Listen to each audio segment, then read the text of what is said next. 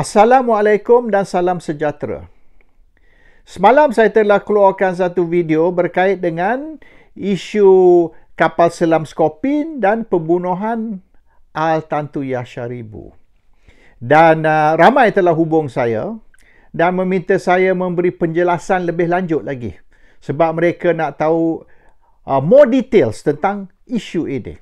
Jadi hari ini saya akan beri mungkinlah part 2 dari video semalam dan saya akan explain atau menjelaskan perkara-perkara berkait dengan isu ini. Nombor 1. Pada tahun 2011, Suaram telah membuat aduan kepada Mahkamah Perancis. Apabila Mahkamah Perancis terima aduan tersebut, maka Mahkamah mengarah polis Paris, the Paris Police untuk membuat siasatan tentang aduan tersebut. Maka satu siasatan dilancar dan semua orang yang terlibat dengan isu ini dipanggil untuk kenyataan diambil, to record the statement. Saya diberitahu yang polis Perancis nak juga bercakap dengan PI Balah, Private Investigator Balah. Oleh kerana Balah telah banyak mengeluarkan macam-macam kenyataan berkait dengan pembunuhan Al-Tantuya. Saya telah sponsor, saya bayar untuk Balah datang ke London. Dan apabila Balah datang ke London, saya sponsor dia bersama dengan peguam, seorang peguam yang terkenal, one leading lawyer dari Malaysia, orang Malaysia, rakyat Malaysia. Saya telah sponsor kedua-dua Balah dan juga peguam untuk pergi ke Paris. I sponsored them both to go to Paris. Saya juga sponsor Balah datang ke London. Balah masa tu duduk di India, bukan di Malaysia. So I paid for Balah to come to England. I paid for Balah and the lawyer to go to Paris. Dan kenyataan Balah telah dirakam. Selepas tamat siasatan, satu laporan siasatan telah dikeluarkan oleh pihak polis Perancis, the Paris Police, kepada mahkamah. This was a report to the court. Dan apabila saya diberitahu laporan dah siap dan telah pun diserah ke mahkamah, saya pun pergi ke Paris. 4 orang saya pergi Paris. Seorang daripadanya ialah Nelson Fernandez dari FMT, Free Malaysia Today. Saya nak adalah kurang-kurang seorang saksi supaya kalau ada apa-apa kenyataan perlu, kalau polis perlu nak buat siasatan, maka boleh panggil lah Nelson Fernandez, Chief Editor FMT semasa itu, dan mendapatkan kenyataan dia, keterangan dia. Yang dia pergi Paris. Dari Kuala Lumpur dia pergi Paris, saya dari England, saya pergi berjumpa dengan dia. Dan saya bayar untuk hotel dan sebagainya untuk Nelson. Jadi 3 hari kita duduk dengan kita punya translator lah di Paris, dan kita line by line, word by word kita telah mengkaji laporan itu. Dan saya dapati bahawasanya kenyataan PI Balah tidak ada dalam laporan. It's not part of the report.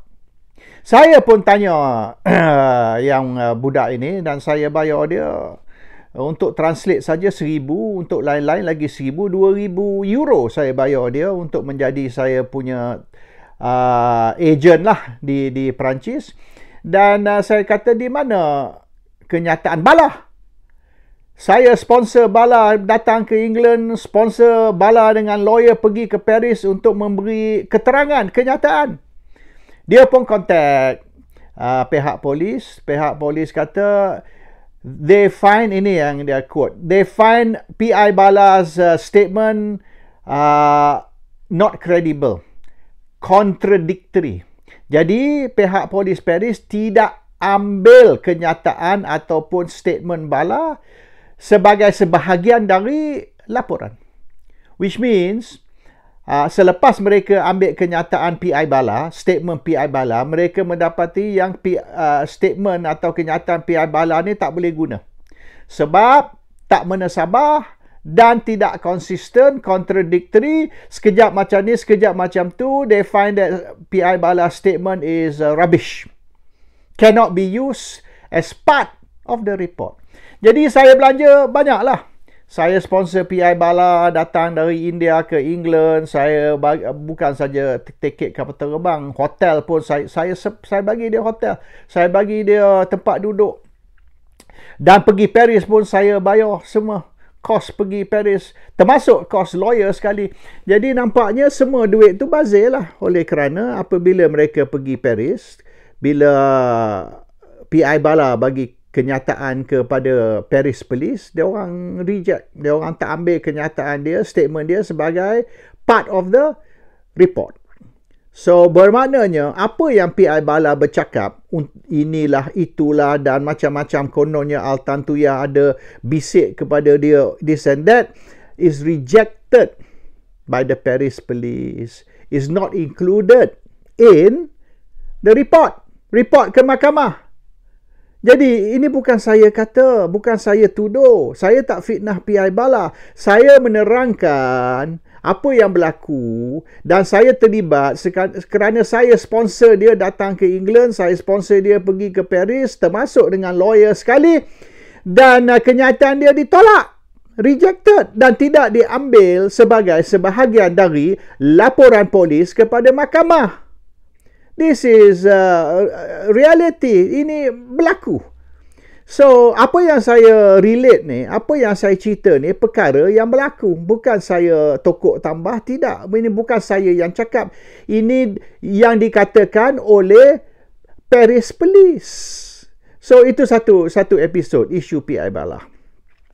Tentang isu lain ni, mereka kata, ya, tapi isu pembunuhan Altantuya, siapa yang diarah, siapa mengarah, siapa di belakang, that is not involving the Paris Police. Paris Police menyiasat jenayah yang dilakukan oleh warga negara Perancis ataupun syarikat hak milik kepunyaan Perancis. They investigated French citizens or French domicile companies. Bermaknanya, sekiranya syarikat tersebut dimiliki oleh Perancis, French own, dan sekiranya yang terlibat di dalam jenayah ialah rakyat Perancis, French citizen. So, ada ke French citizen atau French own company. Kalau melakukan jenayah, maka kerajaan Perancis boleh menyiasat dan akan menyiasat walaupun jenayah tersebut dilakukan di luar negara Perancis. Kalau jenayah tersebut dilakukan di Pakistan ke India ke Malaysia ke Indonesia, dia orang masih boleh siasat oleh kerana orang ataupun syarikat yang terlibat ialah rakyat Perancis atau syarikat milik Perancis. So, kita kena faham the scope of investigation, the scope of the authority, as far as Paris Police is concerned, kalau involve French citizen atau French owned company. Tapi oleh kerana terlibat juga dengan isu pembunuhan Altantuya, sebab dikatakan Altantuya ini bekerja sebagai translator dan ada dealing dengan syarikat ataupun eksekutif, manager dari syarikat Perancis, maka mereka siasat juga. Walaupun Altantuya ni bukan rakyat negara Perancis, tapi kerana dia terlibat dengan syarikat ataupun ada terlibat dengan manager eksekutif dari syarikat Perancis. So, oleh kerana itu mereka menyiasat juga isu Altantuya. Walaupun pembunuhan Altantuya itu bukan di negara Perancis, not on French soil, tetapi on kononnya Malaysian soil. Tapi as long as ada link dengan some business dealing with France, mereka siasat. Nak tengok whether Ada tidak penglibatan rakyat Perancis atau syarikat kepunyaan Perancis juga terlibat di dalam pembunuhan. So selepas mereka investigate tuduhan terhadap Najib, isu Altan Tuya, pembunuhan dan macam-macam, didapati ini mengikut French police mengikut laporan dari Paris police yang mereka telah hantar kepada mahkamah di Paris. Mengikut mereka, bukan mengikut saya ya, mengikut mereka, nombor satu, Najib dan Altan Tuya tak pernah di dalam masa yang tersebut tu tidak pernah pergi ke negara Perancis. Dia orang check lah airport, maybe melalui border ke, from Switzerland ke, from Italy ke, mana-mana lah. Tak ada. Memang tidak ada rekod bahawasanya Altan Tuya ataupun Najib masuk ke Paris. Nombor satu. Nombor dua, tidak ada orang seorang di dalam syarikat pembekalan kapal selam yang pernah jumpa Altan Tuya. They never met her. That's nombor dua. Nombor tiga, mereka tidak perlu translator oleh kerana semua executive manager mereka can speak English perfectly. Mereka boleh cakap bahasa Inggeris. Mereka tidak perlu seorang translator.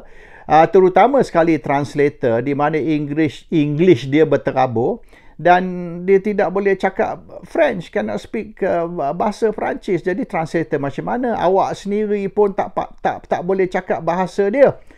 Dan satu lagi yang penting, all the negotiation was done in Kuala Lumpur. It was not done in France, in Kuala Lumpur. Dan eksekutif mereka terbang atau manager mereka terbang pergi Kuala Lumpur untuk nak buat dealing. Itu nombor satu.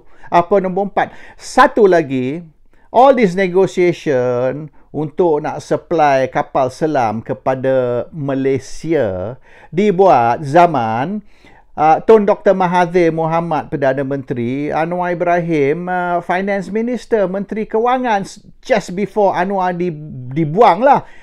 Later that year lah memang betul Anwar dibuang, tapi awal tahun tu dia masih Finance Minister, dia masih terlibat sebagai Finance Minister Dr. Mahathir. Dan mereka yang negotiate dengan the French. Najib jadi Menteri Pertahanan, Defense Minister 2 tahun kemudian selepas keputusan dah dibuat. Dan kontrak itu belum sign lagi. Sign 2 tahun kemudian oleh kerana banyak detail specification, terutama sekali tentang dia punya training dan sebagainya, sebab dalam kontrak itu melibatkan 500 juta kos latihan, kos training, di mana operator-operator, pegawai-pegawai yang akan operate submarine tu akan dibawa ke Perancis, akan duduk di situ 2 tahun dan akan diberi latihan dan sebagainya, termasuk teknikal dan so maknanya 2 tahun begitu ramai pegawai TUDM akan dibawa ke Perancis untuk dilatih supaya mereka boleh lepas tu bring the submarine back to Malaysia and they know how to operate the submarine. Isu kata submarine tu tak boleh diguna, tak boleh tenggelam is nonsense. Sebab mereka bawa all the way from France balik ke Malaysia dan latihan diberi selama 2 tahun. Itu yang makan belanja sampai 500 juta kata kos itu is because of all the extras. Ini bukan bekal saja, bekal dan latih dan maintenance dan macam-macam. Anyhow, that was what was revealed yang didedah kepada pihak berkuasa ataupun Paris Police bahawasanya kononnya yang dikatakan commission tu is bukan commission. It is maintenance and maintenance cost, termasuk sekali dengan training cost, termasuk sekali dengan membawa ramai pegawai TUDM duduk di France dan diberi latihan, dan latihan diberi itu bukan makna 5 minit, 10 minit dia. No, it takes a long time to train a crew dengan kapten, dengan kru yang tak pernah seumur hidup tak pernah tengok kapal selam, first time. So this was revealed kepada Paris Police dan ada tercatat, ada tersebut di dalam laporan mereka kepada French Court. So ini semua telah didedah yang sebenarnya. Lebih dari 10 tahun dulu, laporan ni telah keluar internet di a few website lah, bukan Malaysia Today saja, ada 2-3 lagi website publish the full report di dalam bahasa Perancis dengan translation English sekali.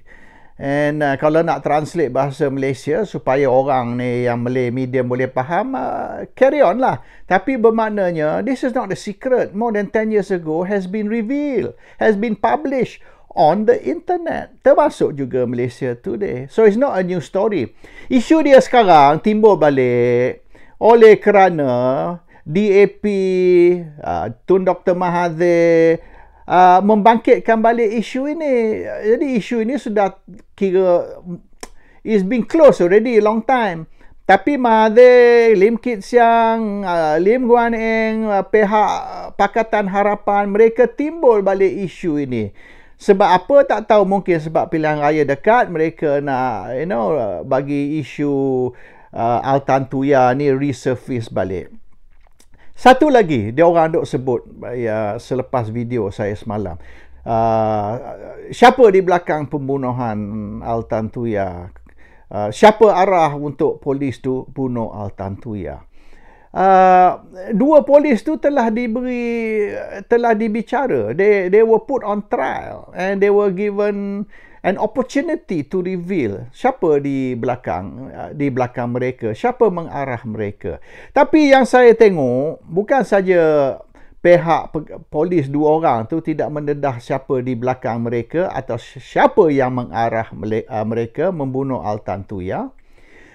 Tetapi media duduk lapor bahawasanya bodyguard Najib, Azilah dengan Sirul, bodyguard Najib. Yang sebenar diorang ni, Azilah dengan Sirul bukan bodyguard Najib. Dia bodyguard Perdana Menteri. Dan semasa itu Perdana Menteri ialah Abdullah Ahmad Badawi. Ingat tak masa seorang daripada dia, saya tak ingat Sirul atau Azilah yang mana satu, tapi dipanggil balik oleh kerana nak ada warrant tangkap. Bila dia dipanggil balik, dia ada di Pakistan mengiring Abdullah Badawi. He was in Pakistan as Abdullah Badawi's bodyguard. Dan dipanggil balik untuk ditangkap. Sebab warrant tangkap sudah dikeluarkan. So, he was not Najib's bodyguard. He was Prime Minister's bodyguard. And Prime Minister semasa itu Abdullah Badawi. And he was called back from Pakistan semasa dia mengiring Abdullah Badawi, bukan Najib. Tapi, why benda ni tidak diperbetulkan? Najib pun tak bercakap. Najib pun tak explain that this not my bodyguard.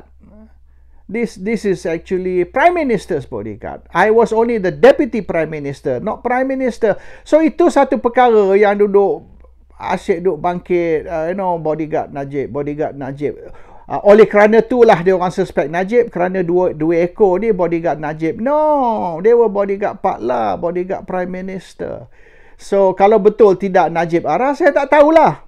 Saya tidak kata Najib tidak arah. Yang saya kata, they are not Najib's bodyguard. So, mengatakan dia orang ni bodyguard Najib, oleh kerana itu, Najib saja yang boleh mengarah, is not true. So, mana kita tahu who is behind them? Siapa yang mengarah mereka? Itu satu perkara, ya. Dan isu kata Altantuya ni is translator dan dia dibunuh kerana dia nak minta commission. Commission apa?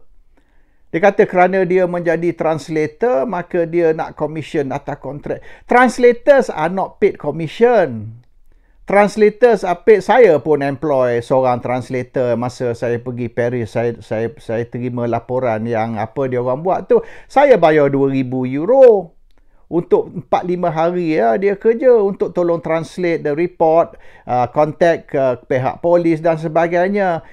More than just translate lah, including contact the police, mendapat further information. I pay €2,000 for 5 days work. I don't give commission. Jadi tak mana sabar. Kata Altan Tuya ni minta commission, oleh kerana tak bagi commission, maka dia duk kejar commission. In the first place, she was not involved in any translation work. Tak terlibat langsung di dalam kerja translating. And ini telah dikonfirm oleh pegawai, eksekutif dan manager dari syarikat tersebut, dan ada di dalam laporan Paris Police kepada mahkamah. The Paris Police have mentioned in the report to the French court that she was never involved with any of the company business. Tak ada orang pun yang pernah jumpa dia. And she's not a translator untuk kontrak tersebut. So sebab apa kata dia ni demand commission untuk kontrak? Nah, siapa yang kata dia demand commission untuk kontrak? PI Bala. Bala yang cakap. Bala kata Altan Tuya ni duk kejar Razak Baginda, nak kejar Najib Tun Razak. Dia kata Altan Tuya duk kejar Razak Baginda kerana nak commission dia. Commission untuk kontrak kapal selam. French police kata no such thing. Dan kenyataan Bala, tuntutan Bala bahawasanya Altan Tuya bagi tahu dia dia nak commission dan dia kejar Razak Baginda kerana commission. French police reject kerana dia kata that one is not realistic. Statement tu is contradictory and inconsistent.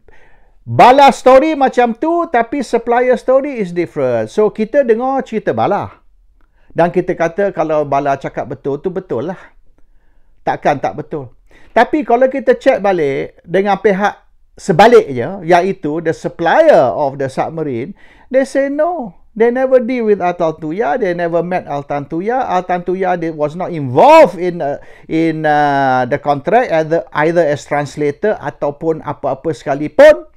And kenyataan Bala, dakwaan Bala bahawasanya Altan Tuya terlibat dengan kontrak, French police reject. They say not true.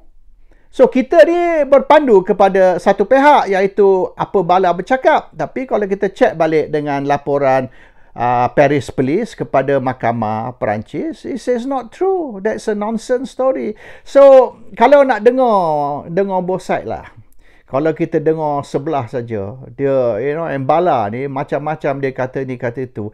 Dan kalau kita kata okey, PDRM ke Bukit Aman ke, mungkin dia kata susah tak nak percaya ni sebab IGP pun main politik. Okay, we can reject kalau kita nak lah, reject what the Malaysian police say. But this is what the French police investigation reveal, pendedahan dari Paris Police, dan terkandung di dalam laporan mereka kepada mahkamah Perancis. So kalau kita masih tak percaya tu, siapa kita nak percaya? Kita masih nak percaya apa kenyataan atau tuntutan orang di mana pihak berkuasa Perancis sudah tolak. Itulah saja saya nak bagi tahu tentang part 2 ni. So kalau masih percaya apa yang awak percaya, carry on lah. After all, kepercayaan ni hak masing-masing.